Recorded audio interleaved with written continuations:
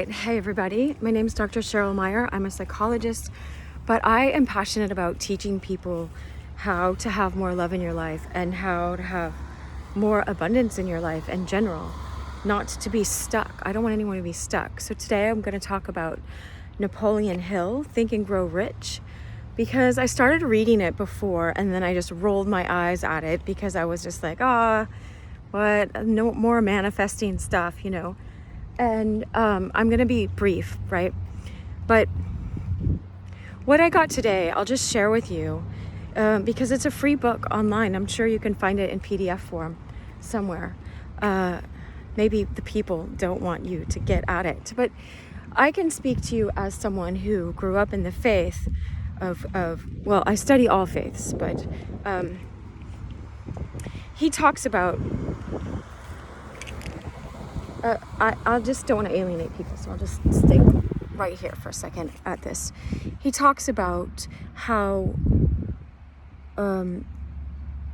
when you are in the vibration of something, you know, these are the few elements that are sticking out that I really want to convey to you guys that were so meaningful to me. Even just today, briefly, I got is that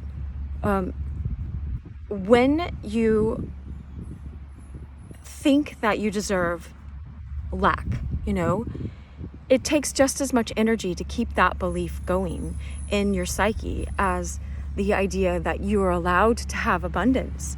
You know, if Christ came and he says, I came to give you abundant life, then he came to give you that.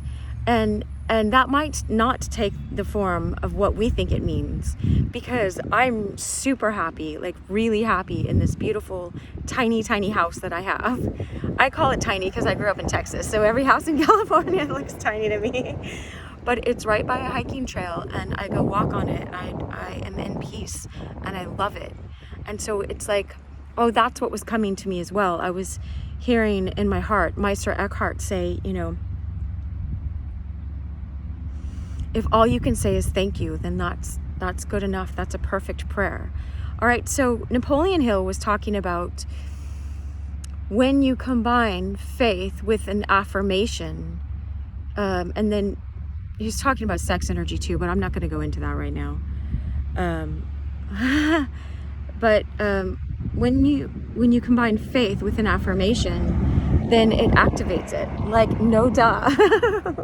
Like, this is why I'm always reading spiritual books and always, you know, meditating and talking with the divine. It's like, because you can have a peace that passes all your understanding, a peace that most people don't even know is available to them. It's an abundance that I didn't know was available to me, even growing up in the church and stuff like that. You know, I have the Jewish star as well, but I won't go into it. You know, I believe we all came from the Creator, so we all have access to some.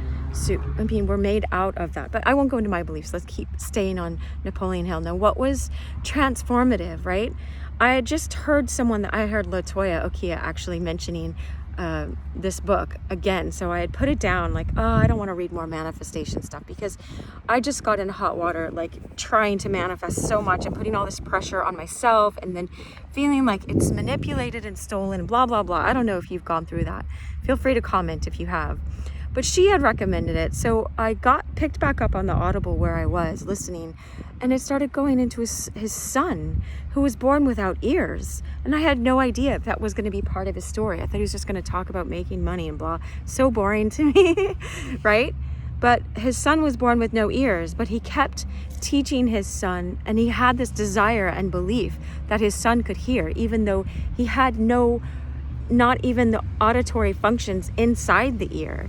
And a spoiler alert, like, his son learns to hear and learns to get through all of school till he's 18 without being able to hear his teachers unless they're shouting. I guess there's the vibration in the bone or something. He learned how to hear through that, translate it, and then finally got a kind of hearing aid. But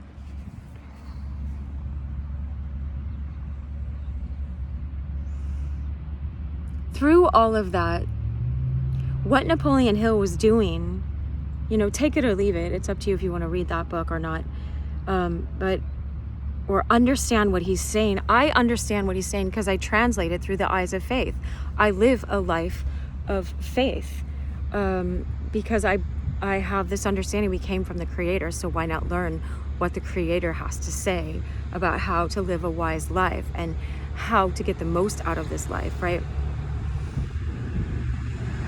But what he taught his son was not to look at the external, not to limit yourself by the external, but to just keep having this knowing. Now, I call that trusting in your knowing and not the know. And there is a woman, Jamie Kern Lima, I think that's her name. She invented makeup, and I heard her speaking live. Twice I heard her. I got to talk to her for a second. And when I was at this Tony Robbins stuff, but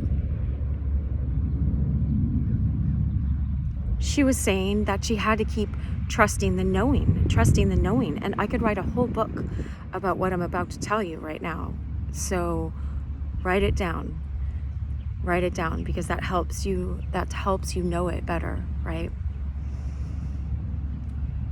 She said, I kept getting all these no's and I had to trust in the knowing. And for me, I just got a word picture. I got the word knowing, Knowing.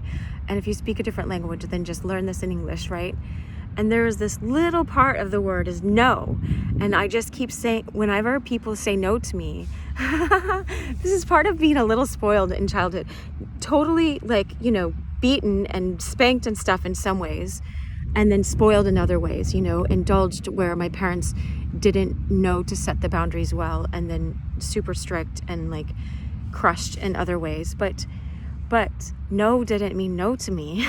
So you can always take the bad from childhood. This is in Napoleon's book too, and turn it into a good. He quoted some ancient philosopher that was saying there's always a gift. And I know that. I live by that principle. There's always, whatever has broken you before, God will give you enough grace to heal that and more. There's always a gift in whatever your dark side is. So if I learned how to please as a child a lot, then I learn how to be really intuitive and see where my clients are and know how to get right to the core of how to practice what I do as a psychologist, not to please them, but where to go exactly, And so what I'm saying about write down the word knowing, and you can look at the word know and see how small it is in the word. Write the word knowing really big. And so when people tell you no, trust in the knowing. The divine love, ask God to give you a vision of the gifts that you have that are meant to be propagated out into this world to help other people, to love other people, only for love. It's your choice, but I teach this so that we can use it for love, but I am not in control of that. Much love.